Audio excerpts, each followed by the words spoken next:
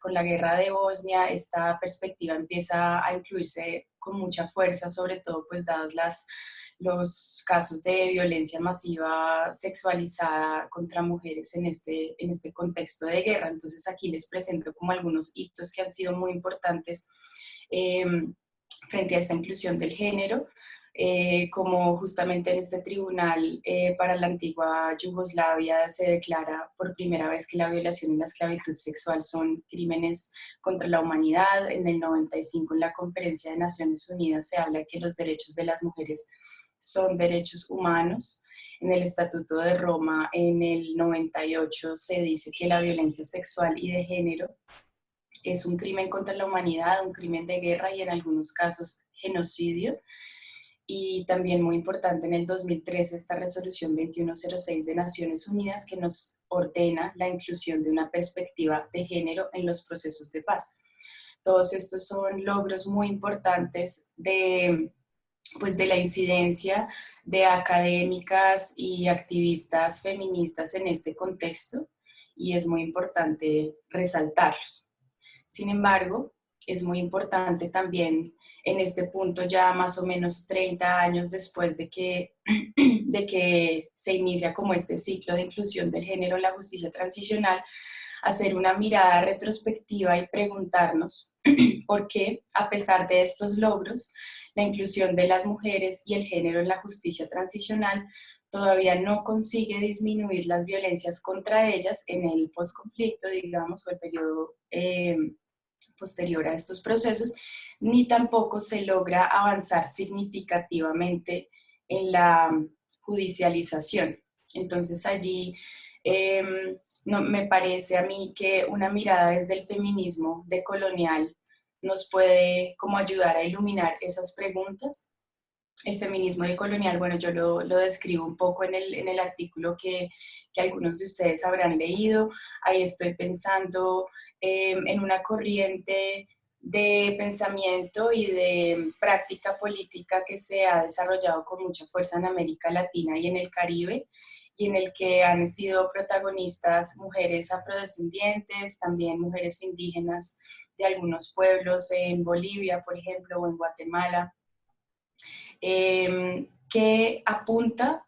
a recuperar y visibilizar conocimientos, prácticas y memorias marginalizadas y también a, digamos, emitir una visión un poco crítica frente al concepto del género, como se utiliza, digamos, sobre todo por parte de los feminismos blancos y la misma hegemonía del feminismo blanco para emitir reflexiones acerca de la situación de las mujeres. Este punto de vista está muy cercano o retoma de hecho el punto de vista del proyecto Modernidad Colonialidad, ahí son autores importantes Aníbal Quijano o Walter Miñolo, también María Lugones, me voy a centrar un poco más en este momento.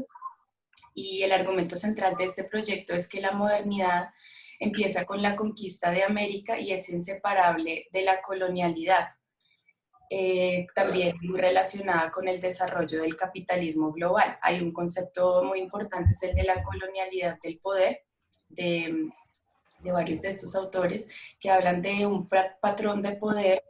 que está a la base de, digamos, de las jerarquías que presenciamos hasta hoy en día en estas tierras, en América Latina. Colombia es bastante evidente.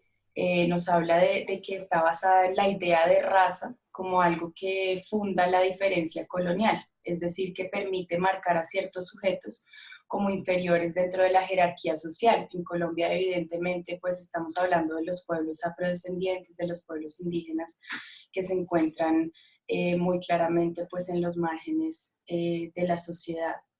Aquí también se habla de una nueva perspectiva temporal e histórica que surge con la modernidad, que ubica a los pueblos colonizados en el pasado de una trayectoria histórica que culmina en Europa y nos pone, digamos, como en la situación de buscar como imitar ese modelo original europeo en nuestras como proyectos políticos y en nuestros proyectos de nación. Es muy importante, como les decía, el aporte de María Lugones, es un aporte crítico pues ella busca mostrar que no solamente la idea de raza ha sido central para configurar esa diferencia colonial, sino también la idea de género, entendida como un dimorfismo biológico, un binarismo de género, heterosexualismo y patriarcado. Entonces ella nos habla como de una fusión o una amalgama entre esta noción del género y la raza, que es introducida en los tiempos de la colonia para facilitar la colonización y pues la dominación de los pueblos originarios. Desde este punto de vista, entonces, algunas autoras, por ejemplo, Diana Gómez o Pasha Bueno, identifican como ciertas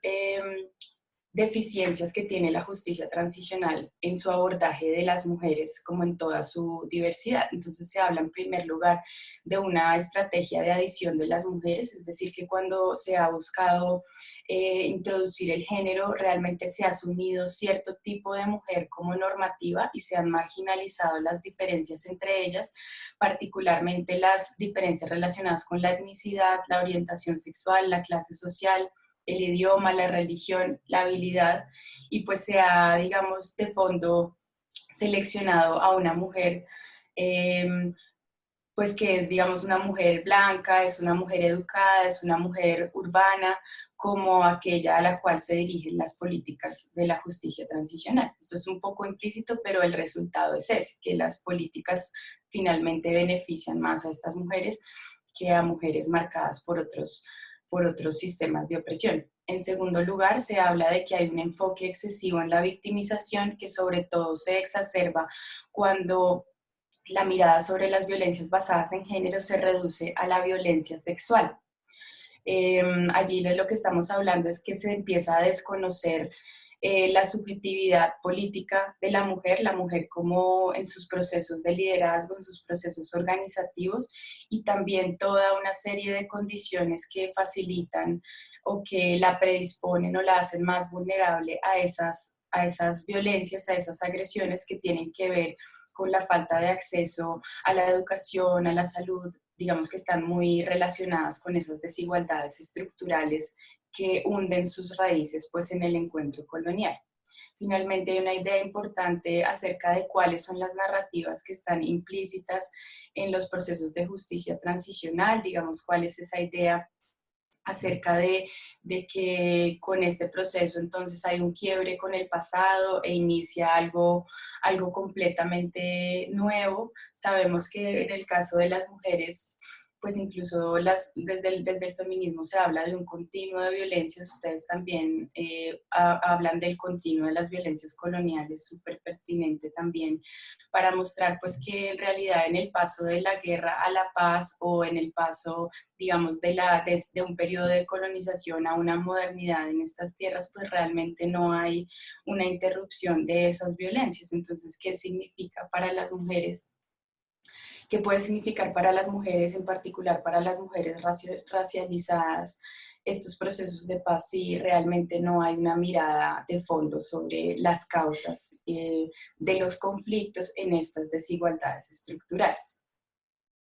Frente a todas estas, como, digamos, deficiencias de de la justicia transicional,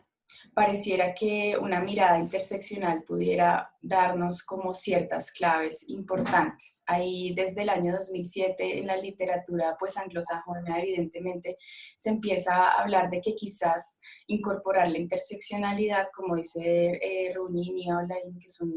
académicas pues bastante reconocidas en este ámbito, podría contribuir a exponer las consecuencias de la violencia en la vida cotidiana de personas en sectores marginalizados, mejorar la satisfacción de sus derechos en el posconflicto e influenciar el marco para comprender el conflicto armado. De manera que desde ahí como que se empieza a plantear la promesa de incorporar la interseccionalidad más allá simplemente del género en estos procesos de justicia transicional. Pero, ¿qué es la interseccionalidad? Quizás es importante pasar por un momento por ahí que estamos entendiendo por este término. La interseccionalidad, pues, es una perspectiva crítica sobre las desigualdades sociales. Digamos que es un entramado, pues, de teorías y de prácticas a la que han contribuido muchos movimientos de mujeres y también desde la academia se han hecho aportes importantes. Pues los referentes más sobresalientes aquí son los de las feministas negras en Estados Unidos. Ahí hay una figura importante que es Kimberly Crenshaw, que es justamente quien acuña este término, la interseccionalidad, pero pues es importante decir que detrás de ella hay pues una trayectoria importante de discusión sobre este tema del entrecruzamiento entre sistemas de opresión. En particular, ellas nos hablan del género, la raza y la clase social, donde está también autoras como Angela Davis, como Patricia Hill Collins, como el colectivo del Río con Bahía, Audre Lorde, incluso más allá, digamos, un siglo antes, Sojourner Truth también tienen un discurso muy importante en el que se resalta este tema. Y digamos que lo que podemos encontrar muy importante de cómo se entiende la interseccionalidad son estos dos aspectos que yo distingo aquí. Por un lado, un aspecto estructural que nos dice que existe una interrelación entre sistemas de opresión, por ejemplo, el género, la raza, la clase social, aunque se pueden sumar algunos más, que se manifiesta en las múltiples formas de violencia que experimentan las mujeres. Y por otra parte, un aspecto político que nos habla de los sujetos, sus subjetividades colectivas y sus apuestas políticas, así como la posibilidad e incluso la necesidad de formar coaliciones sensibles a todos los tipos de opresión con el fin de desenmascarar y contribuir a la transformación de esas estructuras de dominación.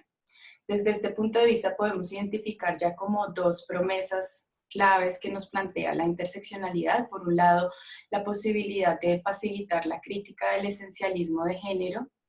y la hegemonía del feminismo blanco y burgués, justamente al mostrar que esas, digamos, diagnóstico que hacen las mujeres, las feministas blancas, pues de la situación de las mujeres no se compadece en absoluto con las situaciones que viven las mujeres de color. Aquí ese discurso de Sojourner Truth es muy interesante justamente porque ella muestra que mientras que las luchas de las feministas, digamos, de las primeras olas por la igualdad frente al género, se centraba, por ejemplo, en el hecho de poder ir a trabajar igualmente que los hombres. Eso no significaba nada para ella como mujer negra que estaba obligada, forzada a trabajar en plantaciones permanentemente, ni tampoco en el sentido de la obligación a la maternidad que denunciaban las feministas blancas, puesto que ella no tenía la, digamos, posibilidad de tener sus propios hijos, sino que tenía que cuidar los hijos de las mujeres blancas. Ahí como que se empieza a mostrar cómo es que la interseccionalidad desafía eh, esas nociones, pues digamos, solamente centradas en el género como elemento de desigualdad social. Por otra parte, más desde el punto de vista de la interseccionalidad política, pues vemos que hay la promesa de promover atención a subjetividades y luchas políticas de personas y colectivos marginados históricamente,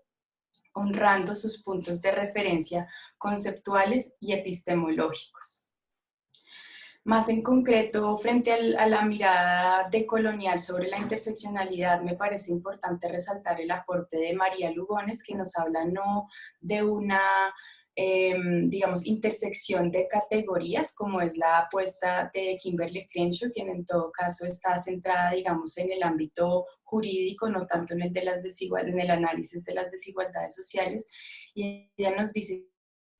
que hay una fusión de opresiones en el sistema de género moderno colonial, lo que les decía de la fusión o la amalgama entre el género y la raza. Y aquí la crítica a Crenshaw y a esa lógica categorial es que mientras la interseccionalidad se piense como esa intersección de categorías, ella no nos mostrará a las mujeres de color, nos mostrará un vacío, dado que ni la categoría de mujer ni la categoría de negro incluyen a estas sujetas. El pensamiento categorial es característicamente esencialista, por eso es importante hablar de una fusión. Esto nos permite también, dice ella, un acceso a conocimientos resistentes más allá del monolingüismo cultural. Aquí estamos pensando en que el pensamiento categorial, según ella, hace parte de la comprensión eurocéntrica de los colonizados, y que al estar obligados a comunicarse entre ellos, estos conocimientos resistentes que son los que habitan en los márgenes pues, de las sociedades, a través de la modalidad cognitiva dominante se fragmentan las luchas. Esto lo puede uno ver, por ejemplo, en los lenguajes técnicos que estamos obligados a usar en estos espacios pues, de la justicia transicional o incluso de la cooperación internacional para presentar proyectos, para pedir plata. Todo esto siempre es como en un lenguaje que no necesariamente permite la comunicación de conocimientos ancestrales, de conocimientos tradicionales, por ejemplo, como los de las mujeres indígenas y afrodescendientes. Finalmente, María Lugones nos habla de un potencial de coalición de resistencias que se forma al pensar la opresión como una fusión. Entonces, dentro de esos diferentes, aunque no dominantes, círculos resistentes, dice ella, creamos poder desde adentro en todos los niveles de opresión. Pasamos ahora entonces a la Comisión para el Esclarecimiento de la Verdad en Colombia,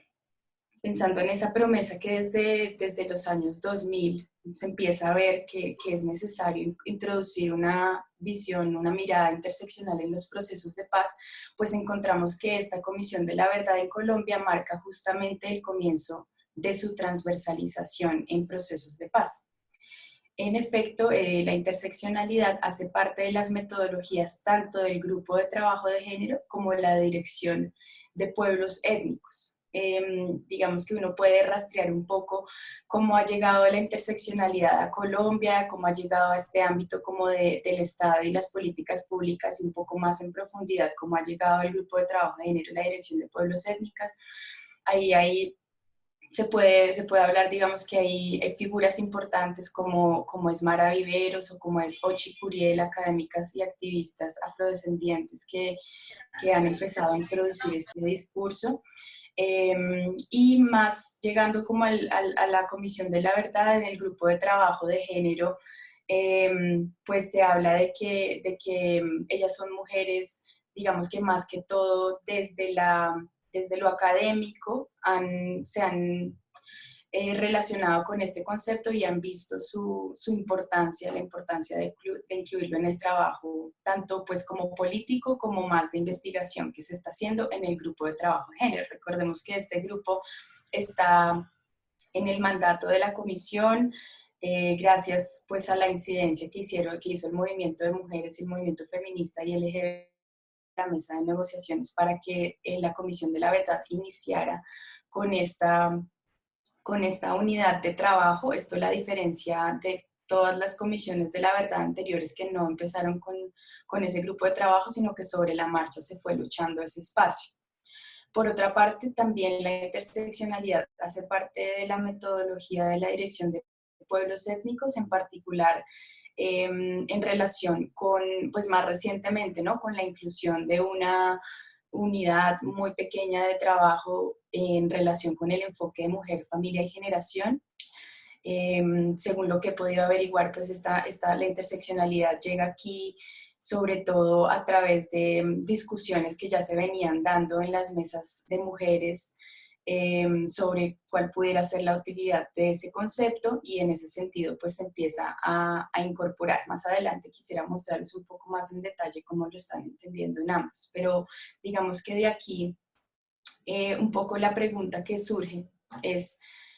bueno, tenemos un primer momento en que la interseccionalidad se está trabajando. Sin embargo, hay riesgos que se vienen denunciando tanto en la academia, pero sobre todo como en los sectores sociales,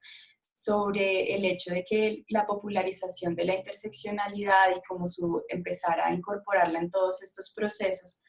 no está respetando tanto como esos orígenes críticos. En realidad se la viene despolitizando, vaciando de su contenido crítico, usado de formas que reproducen modos de producción de conocimiento que son modos de conocimiento blancos, modos de conocimiento coloniales, masculinizados, como que de cierto modo se la instrumentaliza al incorporarla en estos espacios y pues pierde como su potencial o su promesa. Entonces justamente la pregunta que yo me estoy haciendo es cómo se está utilizando la interseccionalidad en este contexto de la Comisión de la Verdad y qué está resultando de ello. O en otras palabras, hasta qué punto estos esfuerzos están cumpliendo con la promesa y contribuyendo a producir esas transformaciones sociales.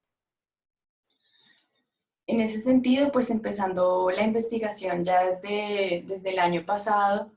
yo empiezo a hacer como algunas observaciones preliminares que me muestran que no está siendo tan fácil implementar esa perspectiva y que no está como dando lugar a lo que se esperaba que diera lugar. En este punto es en el que yo empiezo a conversar con Pasha Bueno, así que en adelante es un poco como lo que ambas hemos venido trabajando.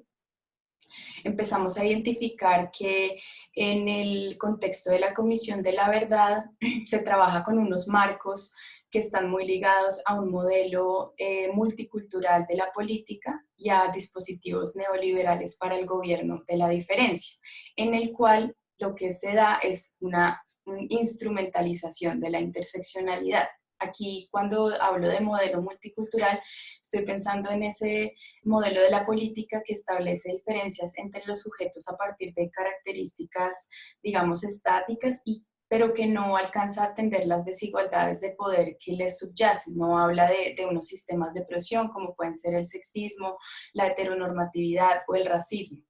y que normalmente coincide y va muy de la mano con lógicas neoliberales. Aquí no estoy hablando tanto del neoliberalismo como modelo económico, sino más bien como una racionalidad de gobierno de las subjetividades, un poco como lo trabaja Wendy Brown, que nos dice que el neoliberalismo construye a los sujetos como homo económicos, es decir, como capital humano, con la tarea de mejorar y potenciar su posición competitiva y aumentar su valor de cartera en todas estas empresas, es decir, como una penetración de una racionalidad económica que individualiza, digamos que nos habla de una escasez, de una competencia en entornos, pues en todos los entornos, digamos, de la sociedad, pero en particular lo que nos interesa ver es qué significa esto en un espacio como el de la Comisión de la Verdad, en el que participan tantos sectores sociales,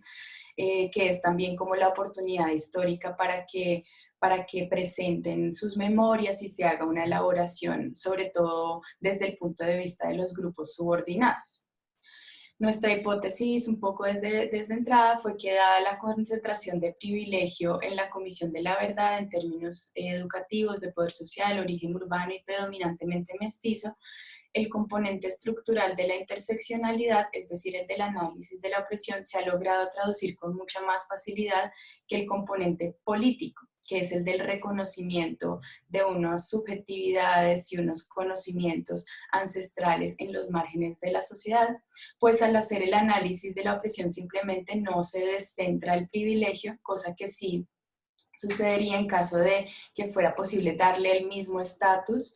a esas subjetividades, a esas luchas políticas y a esos conocimientos. Esto quiero mostrárselos un poco más en detalle en la manera como la Comisión de la Verdad está o ha venido abordando las diferentes concepciones de la familia. También lo estoy analizando en el caso de la violencia sexual, pero pues en esta presentación me voy a centrar solamente en el concepto de familia. Entonces, para entender un poco mejor cómo se da esta instrumentalización, pues venimos viendo que ese modelo multicultural se manifiesta en la Comisión de la Verdad en la implementación de unos enfoques diferenciales que reducen a los individuos y sus colectividades a unas identidades estables marcadas por unos pocos atributos. Aquí estoy leyendo a Camila Esguerra y a Lanis Bello, que han trabajado sobre todo el tema de la interseccionalidad en la política pública LGBT en Colombia. El caso es que lo que vemos es que este modelo multicultural, digamos que al no cruzar las matrices de discriminación, está generando una tendencia a la división entre los grupos subordinados. Son enfoques diferenciales según Sirma Vilke que no hacen ninguna